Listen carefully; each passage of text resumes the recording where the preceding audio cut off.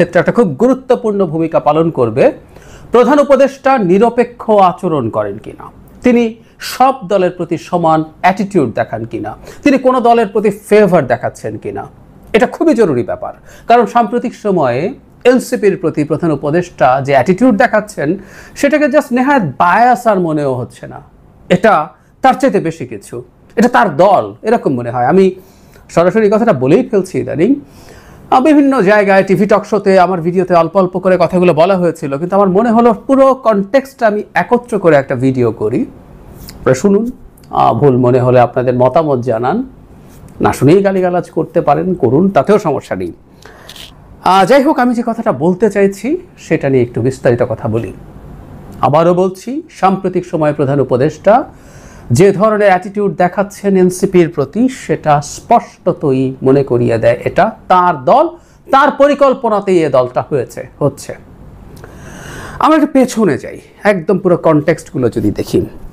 প্রধান উপদেষ্টা দেশে আসলেন, তাকে বিমানবন্দরে অভ্যর্থনা জানানোর অনেকেই, এর মধ্যে ছাত্র নেতারা ছিলেন। ওই সময় যারা সামনের সারিতে থেকে নেতৃত্ব দিয়েছেন, যারা সামনে থেকেছেন, তারা থাকবেন, এটা স্বাভাবিক। তাদেরকে নিয়ে তিনি একটা সংবাদ সম্মেলন করেন, কিছু বক্তব্য দেন, এভরিথিং ইজ ফাইন, এই পর্যন্ত ঠিক আছে। পরবর্তীতে তিনি নিয়মিতভাবে একটা কথা বলে গেছেন, সেটা হলো ছাত্ররাই তার নিয়োগকর্তা। শুরুতে একবার দুবার উচ্ছ্বাসের মতো হতে পারে, ঠিক আছে, যারা স্টুডেন্টস আছে তাদেরকে উনি বললেন, এক ধরনের নির্দোষ হিসাবে আমরা দেখার চেষ্টা করেছি, কিন্তু উনি এটা বলা থামালেন না, উনি এটা কন্টিনিউ করে গেলেন।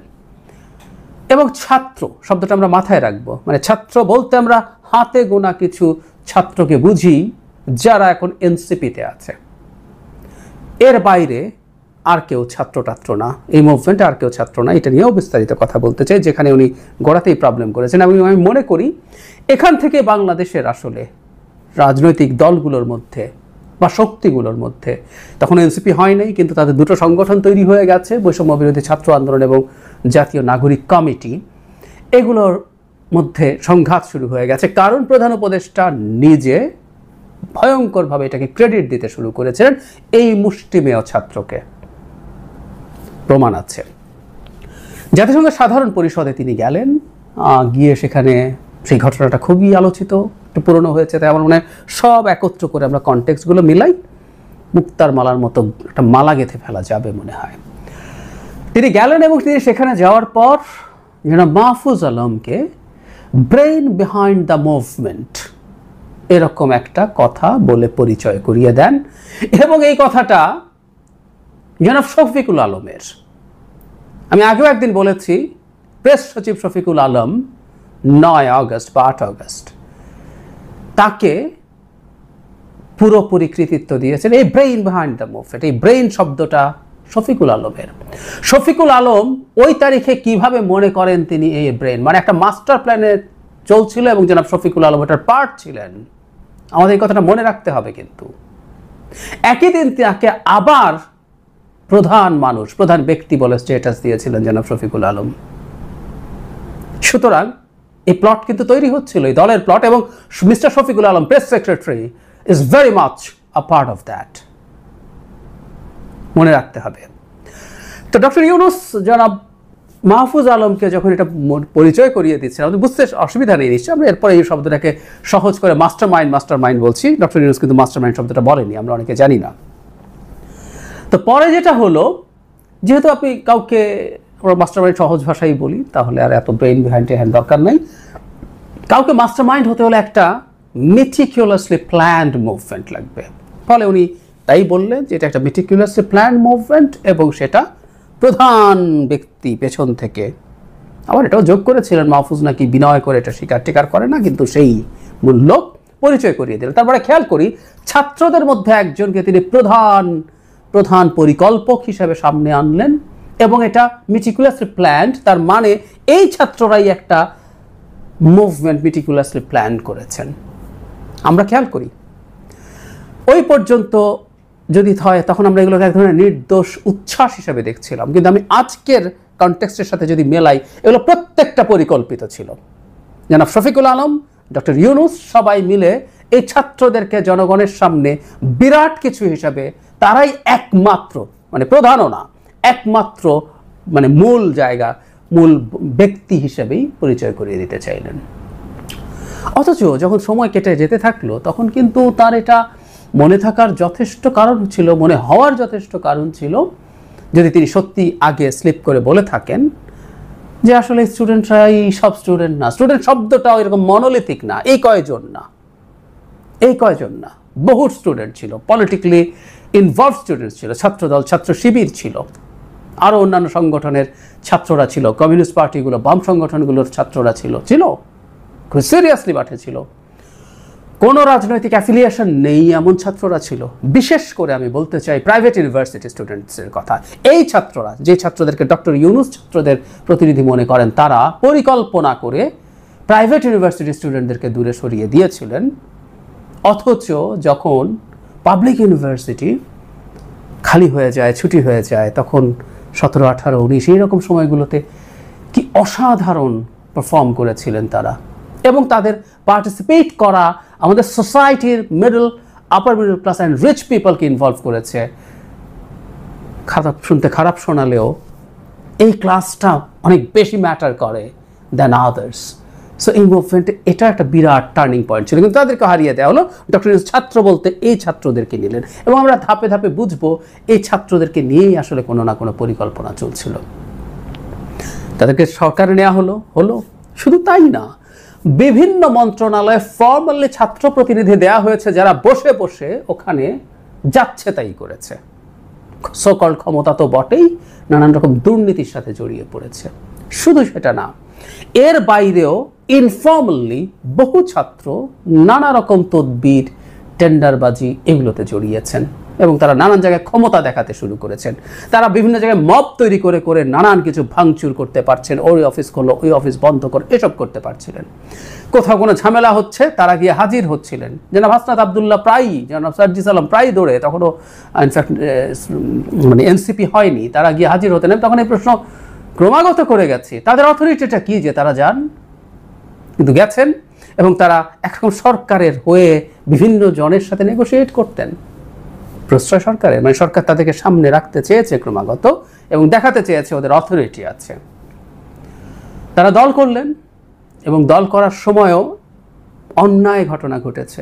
আমি মনে করি নাহিদ ইসলাম রিজাইন করে যত দ্রুত দলে যোগ করেছেন, এতে খুব ক্লিয়ার যে উনি আসলে দলেই যেতেন, কিন্তু এর প্রায় শেষ সময় পর্যন্ত তিনি সরকারে ছিলেন, এবং বেরোনোর সময় প্রেস সেক্রেটারি ভবিষ্যৎ প্রধানমন্ত্রীকে দেখতে পাচ্ছেন বলে জানিয়েছেন। হ্যাঁ, আমাদের নিশ্চয়ই মনে আছে। অথচ উনি সরকারের একটা কর্মকর্তা, যেভাবে বলি না কেন, তিনি তার একজন সহকর্মীকে শুভাকাঙ্ক্ষা জানাতে পারেন, কিন্তু এখন একটা দলে যাচ্ছেন এবং তাকে ভবিষ্যৎ প্রধানমন্ত্রী বলছেন। মিলিয়ে রাখি, উনি আসলেন, এবং এই দল তার পরবর্তীতে বিভিন্ন সময়ে যা যা করেছে আমাদের সরকারের দিক থেকে বেশ কিছু আচরণ আমাদের নিশ্চয়ই মনে আছে। একবার একটা চিঠি আমাদের সামনে চলে এসেছিল, ডিসি একটা জনসভার জন্য সাহায্য করতে বলছিলেন। এটা তারা পরবর্তীতে অস্বীকার করছে যে তারা এটা পছন্দ করেন না, চান না, কিন্তু এটা নাকি তারাই করেছে। সরিয়ে রাখি, ডিসি আর সবার জন্য করে না, ওনাদের জন্য করে। শুধু তাই না, একবার পুলিশ প্রোটোকল দেওয়া হয়েছিল যখন বৈষম্য বিরোধী ছাত্র আন্দোলনের নেতারা একদম শুরুর দিকে বিভিন্ন জায়গায় মুভ করছেন, তখন আমরা মিলাবো এই জিনিসগুলো ঘটেছে।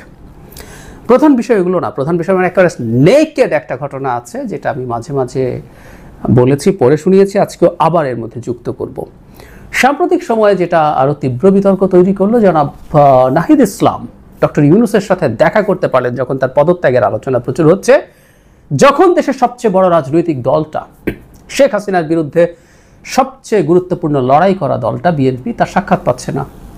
যখন দ্বিতীয় সর্বোচ্চ দল, সর্ববৃহৎ দল, ডিফারেন্স ইজ হিউজ, কিন্তু তারপরে এটা বাংলাদেশের এই মুহূর্তে আওয়ামী লীগ তো নিষিদ্ধ, দ্বিতীয় সমর্থন পুষ্ট দল জামায়াতে ইসলামী, তারা সাক্ষাৎ পায়নি, পেলেন জনাব নাহিদ ইসলাম।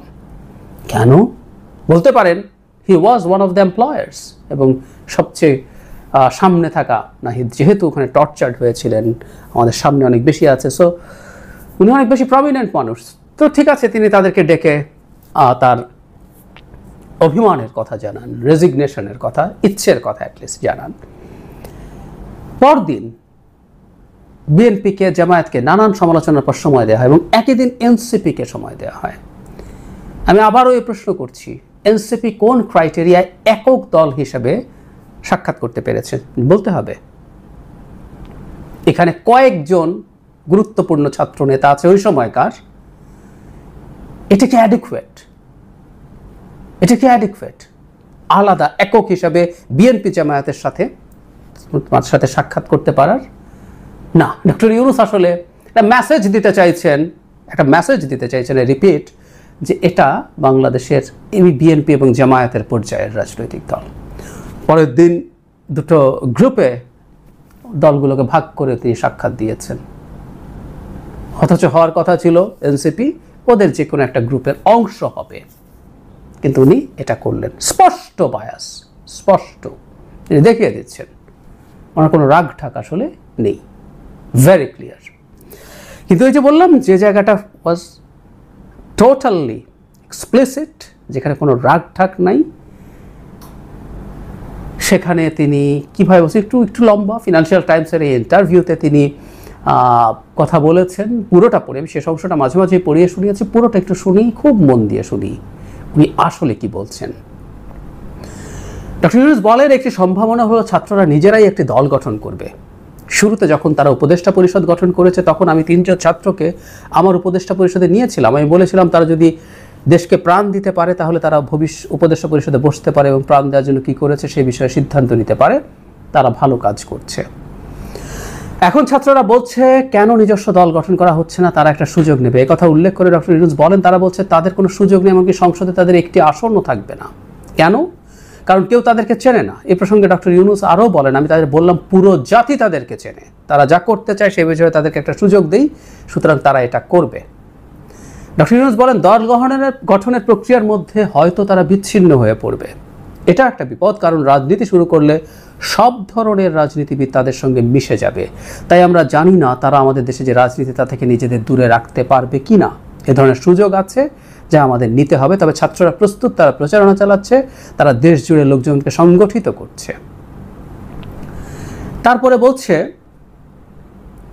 আমরা মানে ইসলামিস্টদের কথা আসলো, তুমি বলছেন ইসলামিস্টদের লক্ষণ দেখে। তারপরে যে জায়গাটা ছাত্রদের সম্পর্কে বলা, এই জায়গাটা আগেও পড়েছি, আবার পড়ি, এটাই সবচেয়ে আসল জায়গা।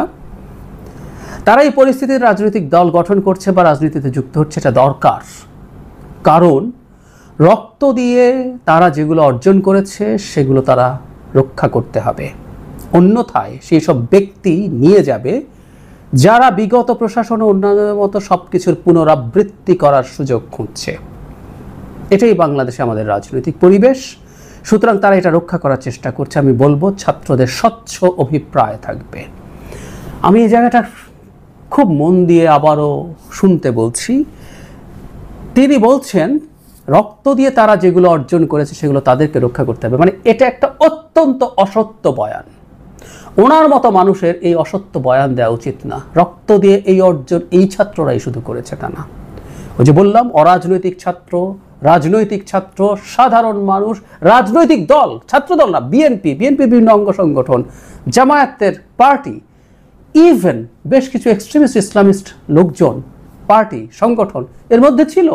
রক্ত সবাই দিয়েছে, রক্ত শুধু ছাত্ররা দেয় নেই, কিন্তু উনি এটাকে শুধু ছাত্রদের রক্ত দেওয়ার কথা বলছেন।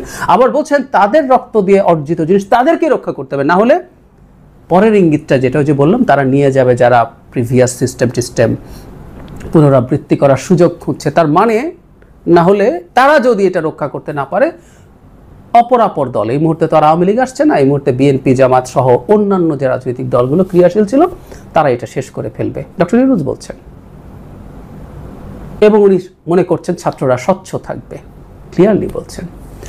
এরপর কি আর বলার বাকি থাকে? এই দলটা আসলে তার চেষ্টায়, তার ইচ্ছায়, টু সাম এক্সটেন্ট তার পরিকল্পনায় তৈরি হচ্ছে। এই হোসা আলোচনা আসতে পারে তিনি তার পরিকল্পনা, তার চিন্তায়, তার চেষ্টায় তৈরি হলে আদৌ কি হবে? তিনি নিজে দল তৈরি করার চেষ্টা করেছিলেন 11 সময়, অবশ্য তখন তো ক্ষমতায় ছিলেন না, তারপরও ক্ষমতায় তার ভাবাপন্ন মানুষরাই ছিলেন। উনি দল গঠন করতে গিয়ে ভালো কিছু করতে পারেননি। যাই হোক, সেটা ভিন্ন আলোচনা। সুতরাং এই যে এনসিপি দলটা আদতে তার দল, এটা এখন একেবারে প্রকাশ্য, এবং সর্বশেষ যে পরিস্থিতি তৈরি হলো তাতে এটা আরও ক্লিয়ার হয়ে গেছে। একদম পরিষ্কার হয়ে গেছে। জানি না হবে কিনা, কারণ আমরা এখন প্রধান উপদেষ্টাকে ভীষণ ইগোয়েস্টিক আচরণ করতে দেখি। তিনি জাপানে গিয়ে যে ভাষায় কথা বলেছেন, দেশে থাকতেও বলছিলেন, ওখানে গিয়েও বললেন, ইটস অ্যালার্মিং। কিন্তু আমি মনে করি বাংলাদেশে ভবিষ্যতে একটা পলিটিক্যাল সেটেলমেন্টের জন্য সবার আগে যেটা জরুরি সেটা হচ্ছে ডক্টর ইউনূসকে এই দলটার প্রতি বায়াসের অ্যাটিটিউড অন্তত প্রকাশ্যে দেখানো বন্ধ করা, বা এমনও যাতে মনে না হয় সরকারের কেউ কোনো না কোনোভাবে তাদেরকে সমর্থন করছেন। দুজন ছাত্র উপদেষ্টা তো আছেই এই সরকারে, কিন্তু তিনি ব্যক্তিগতভাবে এটা করছেন। সবচেয়ে ভালো হতো এই দুজনকে আরও আগে বের করে দিলেন সরকার থেকে, কিন্তু এটা করবেন না। কিন্তু এখন তিনি নিজে বায়াস দেখাচ্ছেন। বহু ক্ষেত্রেই আমরা দেখব যে রীতিমতো মাঝে মাঝে একটু বিরোধিতার নাটক এনসিপি করে, কিন্তু সরকারের পক্ষে ভীষণ শক্তভাবে তারা রাস্তায় নামে, সাইবার মাঠে নামে, ডিজিটালি নামে, সবই করে। So it's very clear now it is. আমাদের খুব বড় সংকট হবে আসলে ডক্টর ইউনূসের এই বায়াস দেখা। প্রায় বলছি এটা, একটা পরিবারেও বাবা যদি কোনো সন্তানের প্রতি তার বেশি ভালোবাসা ভিজিবল করে তোলেন, সেটাই সংসারেই অশান্তি তৈরি করে। আর বাংলাদেশ এখন অত্যন্ত টার্বিউলেন্ট একটা টাইমে, টার্বিউলেন্ট একটা পলিটিক্যাল স্ফিয়ারের মধ্যে আছে, সেখানে এটা ভীষণ অন্যায়। ডক্টর ইউনূস যদি দেশে